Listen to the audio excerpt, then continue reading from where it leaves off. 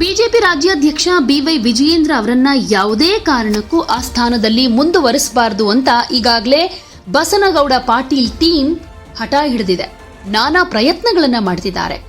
ಈ ಬಣದ ಮುಖಂಡರು ಈಗ ಇನ್ನೂ ಒಂದು ಹೆಜ್ಜೆ ಮುಂದೆ ಹೋಗಿ ಮಹಾರಾಷ್ಟ್ರದ ಮುಖ್ಯಮಂತ್ರಿ ದೇವೇಂದ್ರ ಫಡ್ನವೀಸ್ ಅವರ ಹೆಲ್ಪ್ ಪಡೆಯೋದಕ್ಕೆ ಮುಂದಾಗ್ತಿದ್ದಾರೆ ಅನ್ನೋ ವಿಷಯ ಈಗ ರಿವೀಲ್ ಆಗ್ತಾ ಇದೆ. ಯತ್ನಾಳ್ ಅವರ ಟೀಮ್ನಲ್ಲಿ ಪ್ರಬಲವಾಗಿ ಗುರುತಿಸಿಕೊಂಡಿರೋ ಶಾಸಕ ರಮೇಶ್ ಜಾರಕಿಹೊಳಿ ಅವರಿಗೆ ಮೊದಲಿನಿಂದ ದೇವೇಂದ್ರ ಫಡ್ನವೀಸ್ ಅವರ ಜೊತೆ ಒಂದು ಆಪ್ತ ಸಂಬಂಧ ಇದೆ. ಈ ಹಿಂದೆ ಅವರು ಕಾಂಗ್ರೆಸ್ ಬಿಟ್ಟು ಬಿಜೆಪಿಗೆ ಬರುವಂತ ಟೈಮ್ನಲ್ಲೂ ಫಡ್ನವೀಸ್ ಅವರ ನಂಟು ಕೆಲಸ ಮಾಡಿತ್ತು. ಈಗಲೂ ಅವರ ಮೂಲಕನೇ ವರಿಷ್ಠರ ಮೇಲೆ ಒತ್ತಡ ಹಾಕೋ ತಂತ್ರವನ್ನ ಯತ್ನಾಳ್ ಬಣ ಮಾಡ್ತಾ ಇದೆ ಅಂತ ಹೇಳಲಾಗ್ತಿದೆ. ಬಟ್ ಫಡ್ನವೀಸ್ ಅವರ ಸಂಪರ್ಕ ಈ ವಿಷಯದಲ್ಲಿ ಎಷ್ಟರ ಮಟ್ಟಿಗೆ ಎಫೆಕ್ಟ್ ಆಗುತ್ತೆ ಅನ್ನೋದು ಮಾತ್ರ ಇನ್ನೂ ಕನ್ಫರ್ಮ್ ಆಗಿಲ್ಲ. ಯತ್ನಾಳ್ ಹಾಗೆ ಜಾರಕಿಹೊಳಿ ಮೊದಲಿನಿಂದ ವಿಜಯೇಂದ್ರ ಅವರ ವಿರುದ್ಧ ಆರೋಪಗಳನ್ನ ಮಾಡ್ತಾ ಆಕ್ರೋಶ ಹೊರಹಾಕ್ತಾ ಬರ್ತಿದ್ದಾರೆ. ಈಗ ಇನ್ನು ಕೆಲವರು ನಾಯಕರು ಪ್ರತ್ಯಕ್ಷವಾಗಿ ಮತ್ತು ಪರೋಕ್ಷವಾಗಿ ಅದಕ್ಕೆ ಬೆಂಬಲವನ್ನು ಕೂಡ ಸೂಚಿಸ್ತಾ ಇದ್ದಾರೆ. ಎಲ್ಲರ ಉದ್ದೇಶ ಒಂದೇ, ವಿಜಯೇಂದ್ರ ಅವರು ಮತ್ತೆ ರಾಜ್ಯಾಧ್ಯಕ್ಷ ಆಗಬಾರದು ಅನ್ನೋದು. ಪಕ್ಷದ ವರಿಷ್ಠರು ವಿಜಯೇಂದ್ರ ಅವರನ್ನೇ ಮುಂದುವರಿಸ್ತಾರೆ ಅನ್ನೋ ನಿರೀಕ್ಷೆ ಈಗ ಮೂಡಿರೋದ್ರಿಂದ ಯತ್ನಾಳ್ ಬಣದ ಮುಖಂಡರು ಸ್ವಲ್ಪ ಟೆನ್ಷನ್ ನಲ್ಲಿದ್ದಾರೆ. ಹೀಗಾಗಿ ಯಾವುದೇ ಕಾರಣಕ್ಕೂ ಈ ರೀತಿ ಆಗಬಾರದು ಅಂತ ಮರಳಿ ಯತ್ನವ ಮಾಡು ಅನ್ನೋ ರೀತಿಯಲ್ಲಿ ಮತ್ತಷ್ಟು ಆಕ್ಟಿವ್ ಆಗ್ತಾ ಇದ್ದಾರೆ. ಒಂದಷ್ಟು ರಣತಂತ್ರವನ್ನ ರೂಪಿಸ್ತಾ ಇದ್ದಾರೆ.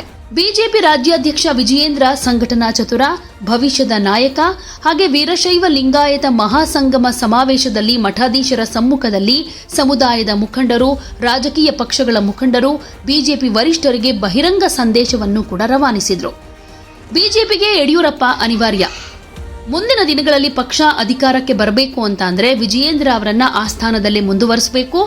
ಈ ಮಾತನ್ನ ಇಲ್ಲಿ ಮಾತ್ರ ಅಲ್ಲ, ವಿಜಯಪುರದಲ್ಲೂ ಹೇಳೋದಕ್ಕೆ ರೆಡಿ ಇದೀವಿ ಅಂತ ಮುಖಂಡರು ಹೇಳಿಕೆಗಳನ್ನ ಕೊಡ್ತಾ ಇದ್ದಾರೆ.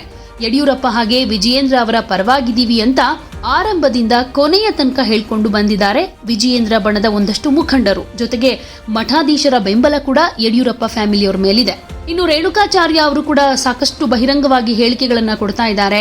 ಯತ್ನಾಳ್ ಅವರ ವಿರುದ್ಧ ಆರೋಪಗಳನ್ನ ಮಾಡ್ತಾ ಇದ್ದಾರೆ. ಒಂದ್ ರೀತಿ ಬಣರಾಜಕೀಯ ಹೆಚ್ಚಾಗ್ತಾ ಇದೆ. ಆದ್ರೆ ಹೈಕಮಾಂಡ್ ಇನ್ನೂ ಕೂಡ ಒಂದು ನಿರ್ಧಾರಕ್ಕೆ ಬಂದಿಲ್ಲ.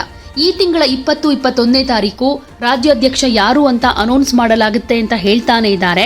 ಆದರೆ ಇನ್ನೂ ಕೂಡ ಅಂತಹ ಸನ್ನಿವೇಶ ಕ್ರಿಯೇಟ್ ಆಗಿಲ್ಲ. ಯಾಕಂದ್ರೆ ದೆಹಲಿ ಮಟ್ಟದಲ್ಲಿ ಚರ್ಚೆಗಳಾಗಿದ್ರು.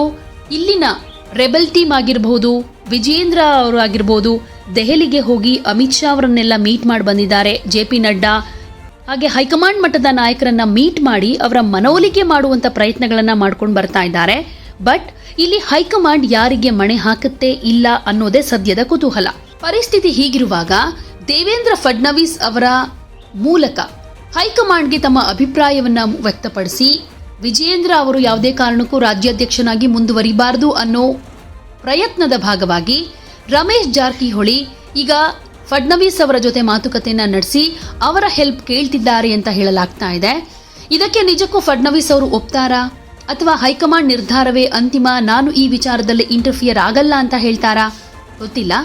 ಬಟ್ ಯಡಿಯೂರಪ್ಪ ಅವರನ್ನ ವಿರೋಧ ಮಾಡಿಕೊಂಡು ಎಲೆಕ್ಷನ್ ಫೇಸ್ ಮಾಡೋದಕ್ಕೆ ಬಿಜೆಪಿ ಕೂಡ ರೆಡಿ ಇಲ್ಲ. ಸೊ ಮುಂದಿನ ದಿನಗಳಲ್ಲಿ ಪಕ್ಷ ಅಧಿಕಾರಕ್ಕೆ ಬರಬೇಕು ಅಂತಂದ್ರೆ ವಿಜಯೇಂದ್ರ ಅವರಿಗೇನೆ ಮಣೆ ಹಾಕೋ ಸಾಧ್ಯತೆ ಹೆಚ್ಚಾಗಿ ಕಾಣಿಸ್ತಾ ಇದೆ. ರೆಬೆಲ್ ಟೀಮ್ನ ಈ ಪ್ರಯತ್ನ ಕೂಡ ಯಾವುದೇ ರೀತಿಯ ಫಲ ಕೊಡೋದಿಲ್ಲ ಅಂತಾನು ಅನ್ಸುತ್ತೆ.